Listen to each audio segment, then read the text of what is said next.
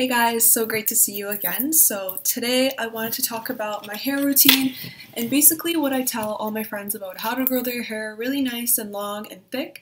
And I also want to talk about maintaining your hair if you have bleached it like I have mine.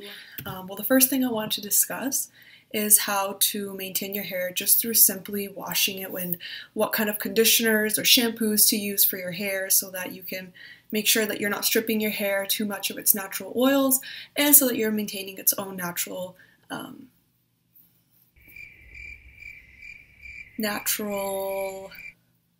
guess it's natural texture. That's the word I'm looking for.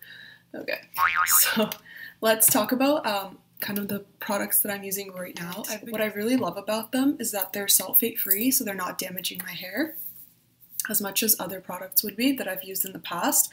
And I've really noticed a difference in my hair where it's a lot lighter and easier to manage. So the first one is the shampoo, and it's the Joico Recovery and Moisture Shampoo. I really love this, and I've gotten basically my mom and my sister and family to use this for their hair. If you've noticed in my earlier videos, my hair is pretty crazy, so I have like frizzy, naturally sort of wavy, just out there hair. This is something that really helps me manage it when I'm using heated products. So I have the shampoo and then the matching conditioner. When I'm using these, I'm shampooing twice. Not everybody needs to. If your hair is a little finer, you want to shampoo once, but for my hair, because it's so thick, I find that if I only shampoo once, I don't get all the residue out of my hair, so I do shampoo twice. And every other time that I do wash my hair, I recommend to wash your hair as few times as you can during the week so that your hair is able to balance out and build its own natural oils and maintain itself. So what I do is I wash my hair every 3 to 4 days. Obviously I wash my body, I just put my hair in a shower cap, yeah, so every 3 to 4 days I'll wash my hair. But so every second time that I wash my hair, I'll put a drop of this Joico Color Endurance shampoo. And this is really good for me because I do have the bleached blonde in my hair, and it's good for blonde or gray hair just to make sure that you're not getting any brassiness in your hair. So I always recommend this for everybody to use if you do have blonde in your hair. So the first shampoo, I'll just use the regular shampoo. The second shampoo, I'll use the purple shampoo. Just in order to manage that brassiness in my hair. So after I've washed my hair, I like to put a little bit of this Kotoko oil. I've talked about it before. So again, it's just an advanced hair therapy oil treatment, and I like this, or I really like the Moroccan oil treatment. And the reason why I've switched over to this one for now is because when I do have the blonde hair, I find that the Moroccan oil leaves a little bit of a brassy residue because for you guys that have used Moroccan oil, or if you do use it now, you notice it's a darker kind of brownish tone, whereas this one is really clear. So the Moroccan oil I feel like leaves almost like a brassy sheen on my hair, and this one is just really good because it's super light and it's clear, so it doesn't do that to my hair as much. I don't like to use the heated products on my hair every single time that I wash it, so I'll give my hair a break. For example, this week I'll wash my hair and I'll use my straightener, and then the next time I wash it, I'm just going to let my hair go on its own natural whatever texture. And what I'll do in that case is I'll just use a little bit of this silk polish from BioSilk. And what it is basically sort of like a little waxy texture inside. You can't really tell because it's clear, but it's really good for my hair because my hair is so thick and frizzy, and I find that it really helps to tame my hair. When I do use this, it's when I'm leaving my hair natural, and I just put it in my hair while my hair is still wet, and then I just either blow dry my hair upside down to give it an extra volume if I'm going out, or I just let it air dry so that it's a little bit flatter and easier to manage. But the end result with this thing is that it just helps my hair not be as frizzy. Okay. Next thing that I wanted to talk about is how going to the salon and knowing how to treat your hair when you're at the salon and what to ask for really helps with your hair. So when I go to the salon, I go and I tell them to just do my roots. so that I'm not getting highlights over top of highlights over top of highlights every single time that I do need to, that I do have some root growth.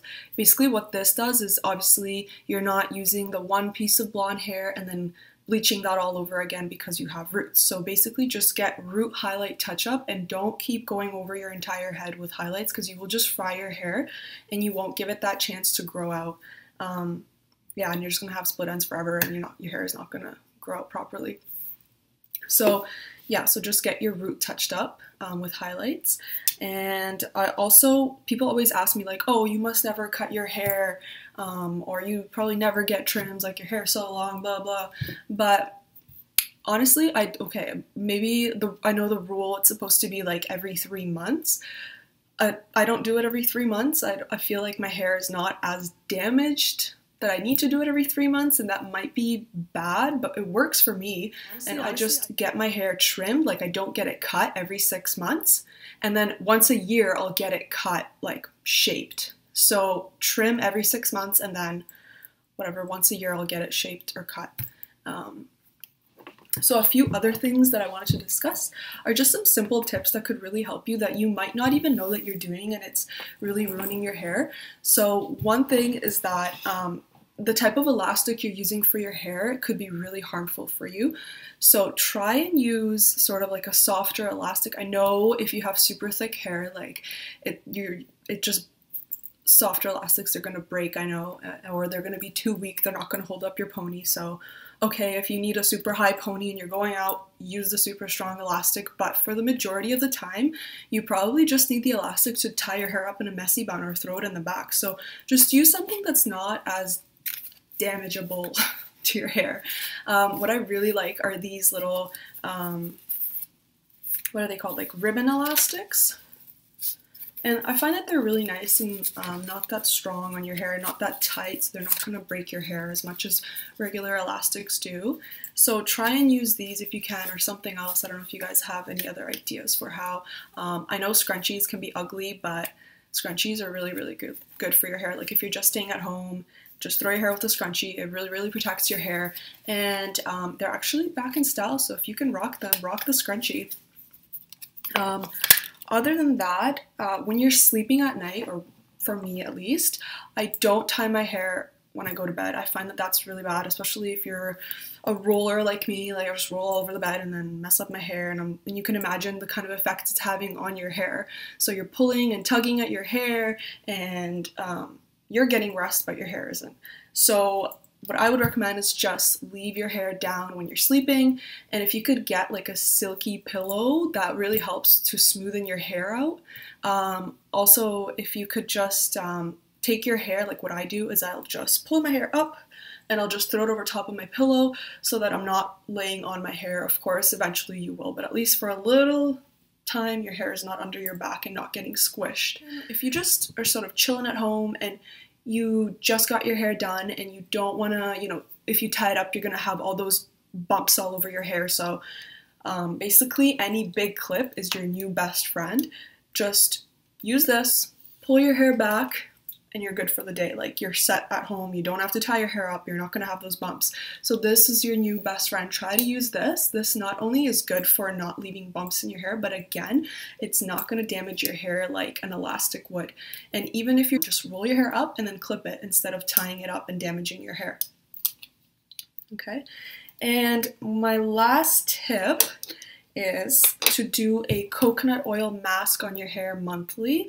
This is really, really, really, really, really, really helpful for your hair, and it gives you, basically it's a little spa day for your hair, and it's super easy if you're just chilling at home. Just take organic coconut oil, rub it all over your hair, and then put like a plastic bag over it so that you're not, you can sit on the couch comfortably and you're not rubbing your hair all over the materials in the house. So just yeah, do the coconut oil mask on your hair and then leave it on. I honestly leave it for like 5 hours, because if I'm just at home, I just forget about it on my head. And then I realize after that, yeah, it's time to wash it out. It is a little bit harder to wash out. Yes, it's oil, but you're only doing it like once a month, so just do it. It will help your hair, and it's great. If for some reason you can't use coconut oil, just use virgin olive oil. That's another really great product to put in your hair as a mask. Oh, of course, I mentioned this before, but just brush your hair from the ends first. So like brush the ends first and then go from the top down, okay? So don't brush your top first and pull your entire hair downwards, because then any knots that you have from the top are just going to rip out of your roots and you're just going to damage your entire head of hair, and you're just doing a lot more damage than you think you're doing.